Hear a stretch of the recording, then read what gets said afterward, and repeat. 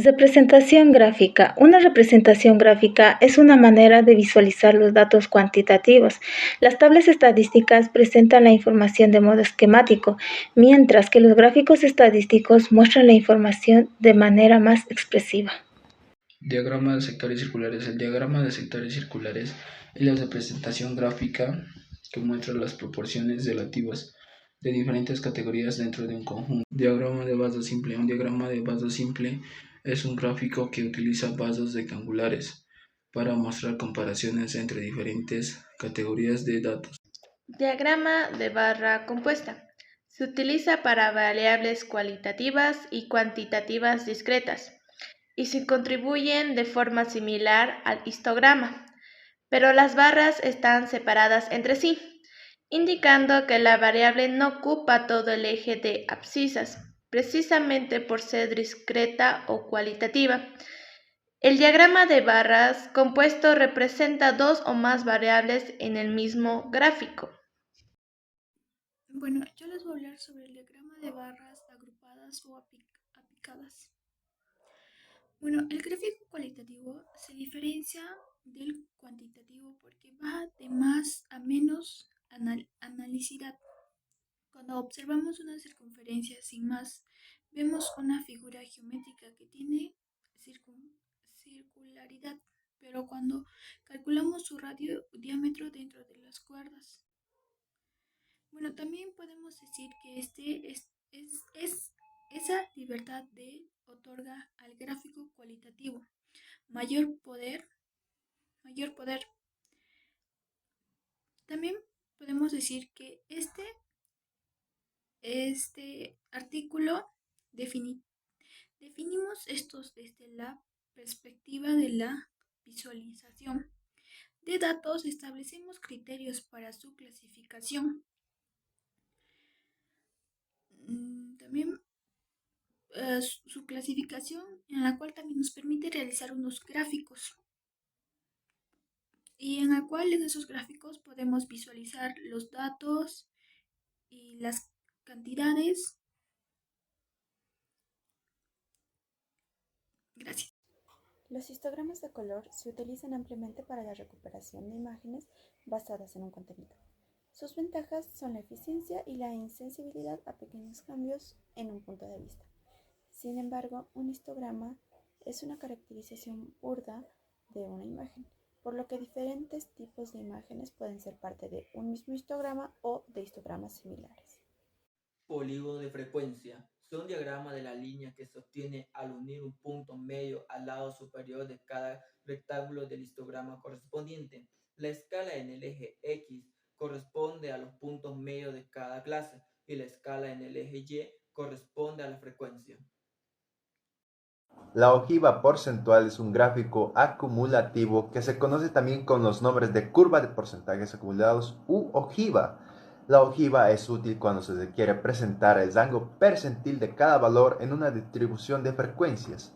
La altura del punto asociado a un valor es proporcional a su rango percentil o porcentaje acumulado. El diagrama de dispersión. El diagrama de dispersión es donde se confronta el eje horizontal y el valor y sirve para diferenciar entre la talla y el peso de nuestros individuos. El diseño cuantitativo es una forma de aproximarse sistemáticamente al estudio de una realidad, apoyándose principalmente al análisis de variables categóricos y numéricos, utilizando preferentemente técnicas estadísticas que permiten mostrar la tendencia de los datos y establecer a través de relaciones funcionales la interrelación y la dependencia de variables con fines explicativos y predictivos. Una distribución de frecuencias es un conjunto de puntuaciones respecto de una variable, ordenadas en sus respectivas categorías y generalmente se presenta como una tabla. Las distribuciones de frecuencias pueden completarse agregando los porcentajes de casos de cada categoría, los porcentajes válidos y los porcentajes acumulados. La distribución de frecuencia por intervalos de clase es aquella distribución en la que la disposición tabular de los datos estadísticos se encuentra ordenados en clase y en frecuencias de cada clase, es decir, que en varios valores adyacentes del conjunto se combinan para formar un intervalo. La prevalencia es el número de personas afectadas por una enfermedad en común. La prevalencia depende de la incidencia y del tiempo de la duración de la enfermedad. Son procesos infecciosos transmisibles que se presentan después de las 48 a 72 horas de estar hospitalizados. Prevalencia de puntos. La prevalencia de puntos es la más común y la hemos dado como un ejemplo para medir los casos de un cuadro clínico agudo. Es decir, que el numerador del cuadro clínico agudo serían los pacientes que presentan ese cuadro clínico agudo y el denominador sería el total de pacientes restantes en el hospital. La incidencia es una magnitud que cuantifica la dinámica de ocurrencia de un determinado evento de una población dada. Habitualmente, la población está formada por personas y los eventos son enfermedades, pero esto es solo uno de los posibles casos particulares. La incidencia acumulada. ¿Qué es esto? Es un concepto estadístico básico que, aunque es usado en epidemiología, es un concepto de gran importancia, ya que se utiliza en profesiones sanitarias, y para tener una idea de esto, es como dar una distribución en una población, enfermedad y otros fenómenos. Densidad de incidencia. La densidad de incidencia se relaciona a la recurrencia de una enfermedad entre la población, relacionado con las unidades de tiempo y persona, lo que quiere decir que mide el tiempo de recurrencia de una enfermedad. La demografía. La demografía es la ciencia que estudia a las poblaciones humanas mediante la estadística, es decir, mediante datos numéricos y cálculos que permiten analizar diversos aspectos como el tamaño, la densidad, la distribución y las tasas de vitalidad de una población.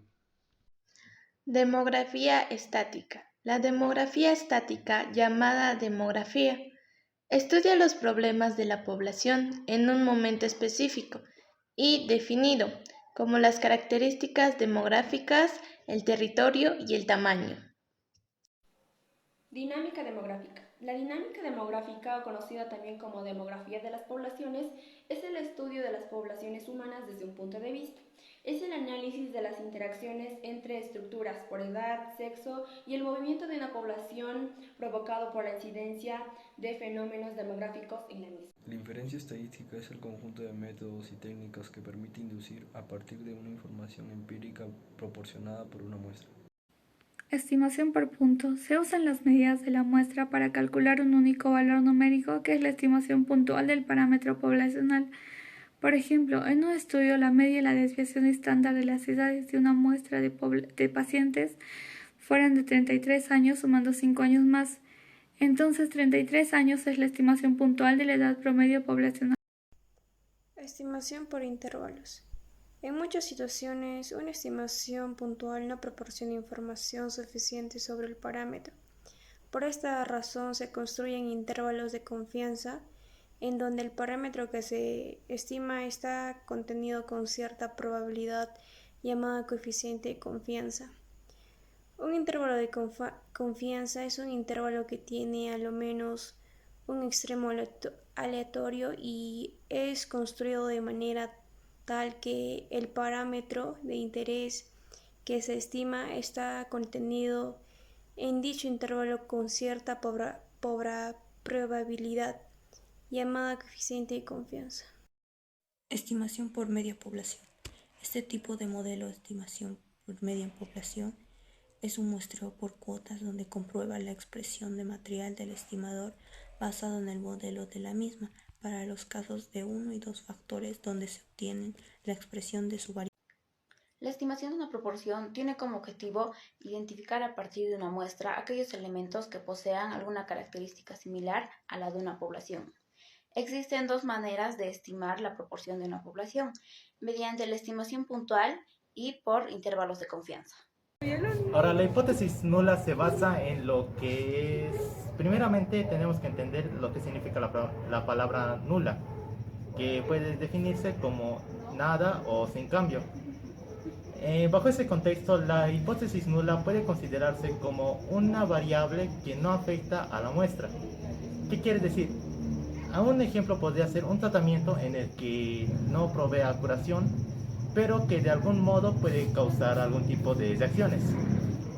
Bajo ese contexto, la hipótesis nula se debe verificar bajo un texto científico o un récord de registros. ¿Qué significa? Que entonces cada cambio que produzca el medicamento sin tratamiento o sin cambio podría considerarse mera coincidencia. Gracias a estas coincidencias podemos definir que una hipótesis nula puede ser rechazada si muestra lo contrario a lo que propone. Gracias a esto entonces podremos reafirmar una posición positiva hacia una hipótesis alternativa. ¿Qué quiere decir? Que una hipótesis alternativa puede ser aceptada. Hipótesis alternativa o alterna es representada por la H1 ya que establece la relación entre las variables o la diferencia entre los tratamientos experimentales. La H1 es la afirmación que el investigador espera apoyar aunque su verdad no pueda demostrarse. Asimetría negativa es un sesgo menor que cero que denotará una curvatura de distribución con frecuencia de una cola más larga hacia la izquierda. Contraste de hipótesis por la media. El proceso que se sigue para contrastar una hipótesis respecto a la media a través de una muestra es la siguiente. 1. Establecer la hipótesis nula. 2.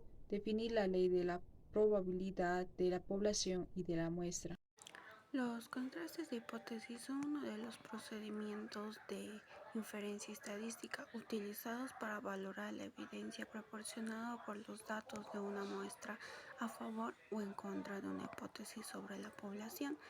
Esto conlleva el conocimiento por parte del alumnado de la lógica global de desarrollo del proceso de decisión, así como la comprensión de una serie de conceptos como son hipótesis nula y alternativa, población y muestra, parámetro y estadísticas, nivel de significado, región de aceptaciones y de rechazo.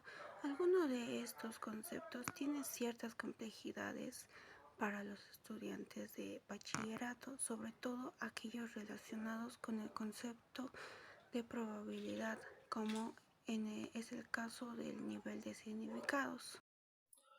Hola, muy buenos días o buenas tardes. Hoy les voy a hablar de la probabilidad de cometer un error o de un tipo o de otro. El del tipo se va a convertir en dos, que va a ser de tipo 1 y tipo 2. La probabilidad de cometer un error de tipo 1 es la prevalencia que va a haber entre una idea y nivel de la significación, que la hipótesis sea verdad o nos ponemos a rechazarlo a la idea al 100%, la media y la muestra. Esta probabilidad no depende del tamaño de la muestra.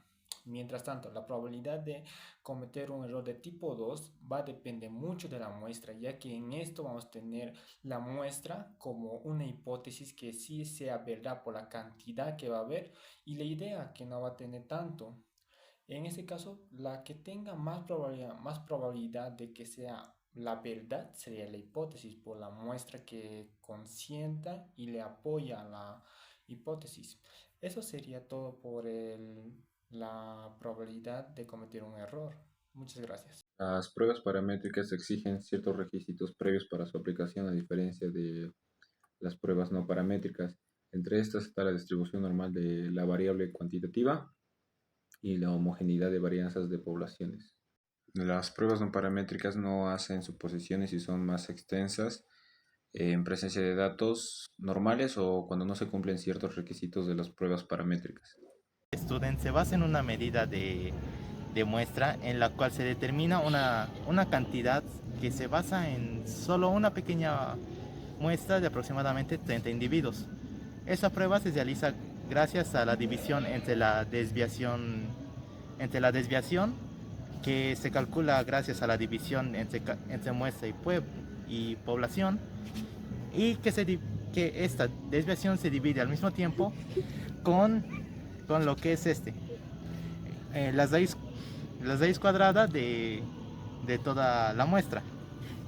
Gracias a esto se puede determinar un valor preciso para dar una hipótesis nula o alternativa. Prueba ANOVA. ANOVA es el acrónimo de análisis de la varianza. Es una prueba estadística desarrollada para realizar simultáneamente la comparación de las medidas de más de dos poblaciones. A la asunción de la normalidad debe añadirse de la homogeneidad de las varianzas de las poblaciones a comparar. Esas condiciones previas de aplicación debe verificarse estadísticamente mediante una de las opciones que se encuentran dentro de la configuración normal o mesocúrtica se asemeja a la distribución normal. Luego tenemos la leptocúrtica, que son unos picos mucho más altos y unas colas más largas. Luego tenemos la platicúrtica, que tiene unos picos más cortos y unas colas más cortas también. Una hipótesis es la afirmación o conjetura de la distribución de una o más variables aleatorias. La distribución platicúrtica es un apuntamiento negativo. Indica que en las colas hay más casos acumulados que en las colas de distribución normal. La distribución leptocúrtica es justo lo contrario de la platicúrtica. Y la distribución mesocúrtica es un apuntamiento normal. Es lo mismo que la distribución de apuntamiento normal. El 28 de febrero del 2024, a horas 8:15 de la mañana, se nos dio nuestra primera clase de bioestadística con la doctora Consuelo Áviles, la cual nos dio a entender que nosotros tenemos que presentar un tema de investigación en nuestro primer semestre. Y en la clase nos dio el trabajo de que tenemos que escoger a 2 representantes, los cuales nos guíen con ese tema de investigación. Y nosotros escogimos a los representantes Maxwell y Licenia. También nos dio la tarea de que tenemos que escoger un buen tema de investigación y cada uno de nuestros compañeros empezó a decir un tema y nosotros empezamos a votar sobre los mejores temas y así poder investigar. La idea de la realización de este proyecto a cargo de la doctora Consuelo vino gracias a que el día miércoles 29 a las 9:30 horas realizamos una elección en la clase teórica de lo que va a ser el inicio de nuestro tema. Uno de nuestros compañeros sugirió lo que es la idea de problemas respiratorios, pero había algo curioso en él. Él estaba usando un barbijo en estos momentos. Nosotros nos cuestionamos de por qué lo estaba usando en tiempos en el que ya había pasado la pandemia. O bueno, más que nosotros, lo hizo nuestra doctora encargada. En esos momentos lo que pasó es que él había proclamado de que era por seguridad. Posteriormente ella le mencionó lo que es su uso social, que no es para protegerse, sino para proteger a los demás. En esos momentos, relacionando a la idea que él sugirió, también elegimos lo que es el tema que en estos momentos le estamos trabajando, lo cual es uso de barbijos. Gracias a él y a otro también que sirvió de inspiración, no solo él, fueron 2 en la clase. Fue gracias a ellos que tomamos la iniciativa y la inspiración de realizar este tema. Sin embargo, este tema, a pesar de que podría sonar fácil, no lo es, ya que hay demasiados puntos por abarcar, por ejemplo la seguridad real o el uso o el conocimiento del uso de las personas. Basándonos en ello, empezamos lo que es nuestro proyecto, ya con un tema decidido. Pero ese sería solo el inicio de todo nuestro proyecto. ¿Qué es la bioestadística? La bioestadística es la rama crucial de la estadística que se enfoca en problemas relacionados con la ciencia de la vida, como la biología o la medicina. Nos permite recolectar, organizar, procesar, analizar e interpretar datos para la toma de decisiones en el ámbito de la salud y la investigación científica. Método científico. El método científico es un método general constituido por varias etapas necesarias en el desarrollo de toda forma de investigación científica. Es la forma de abordar la realidad y estudiar los fenómenos de la naturaleza, la realidad y el pensamiento para descubrir su esencia y sus interrelaciones. El problema es uno de los pasos más importantes al momento de hacer una investigación científica, ya que se nos puede ocurrir muchos problemas al momento de hacer este. Luego tenemos la hipótesis. La hipótesis es las páginas o informaciones de donde podemos sacar información sobre el tema escogido, que pueden ser 2. La primaria, que son libros, que pueden ser tesinas, monografías o revistas. Luego tenemos la secundaria, que son páginas web donde podemos sacar la información, como pueden ser revistas científicas que son de Google o páginas educativas. Bueno, yo les voy a hablar sobre el universo.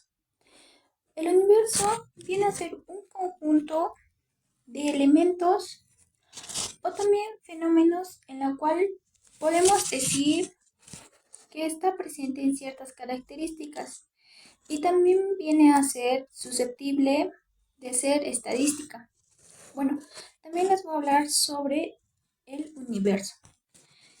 Los individuos están compuestos por la población, que le denominamos individuo o también unidad estadística.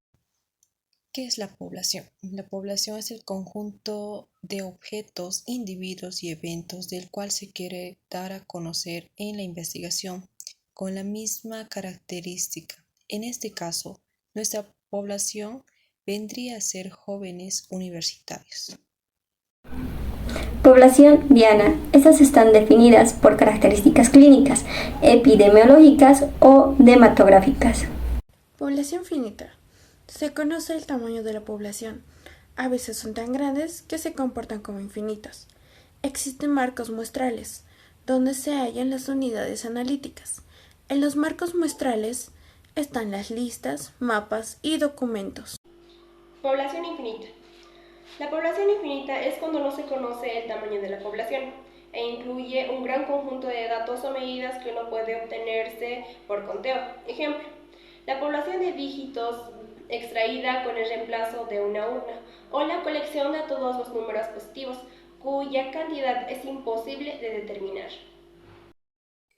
La muestra es un subconjunto o parte del universo población en que se llevará a cabo la investigación. Hay procedimientos para obtener la cantidad de los componentes de la muestra, como fórmulas, lógicas y otros, que se verán más adelante, en la parte más representativa de la población. El muestreo es el método o procedimientos destinados a obtener una muestra que reproduzca las características básicas de la población. Existen diferentes criterios de clasificación de los procedimientos de muestreo, aunque en general estos pueden dividirse en dos grandes grupos: métodos aleatorios o probabilísticos y métodos no aleatorios y no probabilísticos. Muestreo probabilístico permite conocer la probabilidad de cada individuo a ser incluido en la muestra a través de la selección al azar. Muestreo probabilístico permite conocer la probabilidad de cada individuo a estudio. Tiene de ser incluido en la muestra a través de una selección al azar. Muestreo aleatorio simple. Cuando todos los elementos de la población tienen la misma probabilidad de ser seleccionada en la muestra, y esta probabilidad es conocida. Este tipo de muestreo es más recomendable, pero resulta mucho más difícil de llevarlo a cabo. Por lo tanto, es más costoso. Muestreo aleatorio sistemático. El muestreo aleatorio sistemático es cuando los criterios de distribución de los sujetos a estudio en una serie es tal que los que suelen ser más similares tienden a ser más cercanos. Este tipo de muestreo suele ser más preciso que el muestreo aleatorio simple, debido a que su recorrido por la población es más uniforme. El muestreo por zonas, o también llamada el muestreo por áreas, que es ideal cuando se desea que el entrevistador aplique en áreas representativas del fenómeno a estudiar en un área determinada. Muestreo no probabilístico. El muestreo no probabilístico, también llamado muestras dirigidas o intencionales. La elección de los elementos no depende de la probabilidad, sino de las condiciones que permiten hacer el muestreo, como el acceso o disponibilidad, también la convivencia. Son seleccionadas con mecanismos informales y no aseguran la total representación de la población. Eso implica que no es posible calcular con precisión el error estándar de estimación, es decir, no podemos determinar el nivel de confianza con que hacemos la estimación. Lo anterior se explica por qué no todos los sujetos tienen la misma probabilidad de ser seleccionados. por lo que es esperable la no representatividad de todos los miembros de la población. Muestreo por cuotas. Es una técnica de muestreo no probabilístico en el que consiste en seleccionar la muestra después de la población que se encuentra dividida en estratos. Muestreo no probabilístico intencional. Este método consiste en la selección de elementos que son elegidos a criterio del investigador para la muestra. Dicha conveniencia se puede ya que al investigador se le resulta más sencillo de examinar a los sujetos. Muestreo por conglomerado. Es la unidad muestral de un grupo de elementos de la población que forma una unidad, la cual denominamos conglomerado. Partes. Dividimos la población en grupos, seleccionamos una muestra al azar y analizamos cada elemento del conglomerado. Muestreo de bola de nieve. Se le denomina muestreo de bola de nieve porque consiste en que un sujeto estudiado nos conduce a otro. Es decir, se localiza a un grupo de individuos y estos nos conducen a otro y a su vez estos a otros hasta conseguir una muestra suficiente.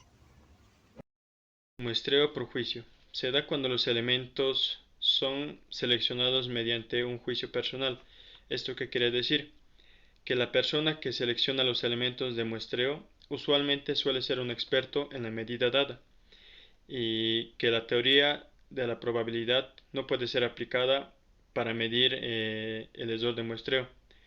Un ejemplo de muestreo por juicio sería en una prueba de mercadeo se realiza un juicio en relación a qué ciudades podrían considerarse las mejores para poner a prueba la posible venta de un nuevo producto.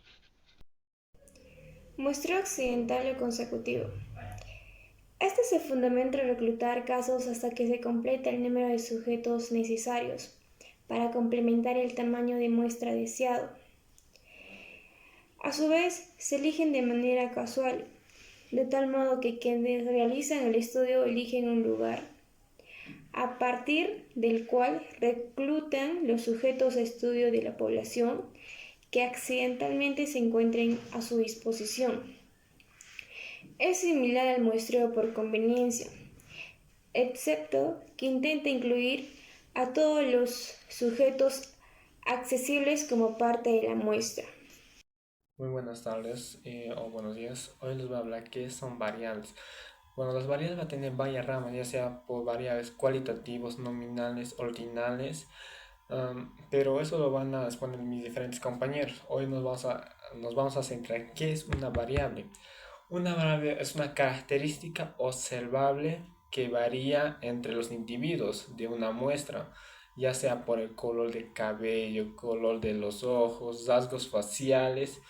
En el proceso de sintetizar, de obtener los datos que sean válidos y fiables para nuestro trabajo. También en los variables vamos a tener que encontrar rasgos físicos, ya sea que se pueda ver a simple vista. Eso sería todo por lo que sería variables. Los variables cualitativos, nominales, cualitativos, lo van a exponer mis diferentes compañeros. Espero que les haya gustado. Gracias. Las variables cualitativas son aquellas que permiten la expresión de una característica en modalidades o categorías. No se pueden asociar a un número naturalmente y se dividen en nominales y ordinales.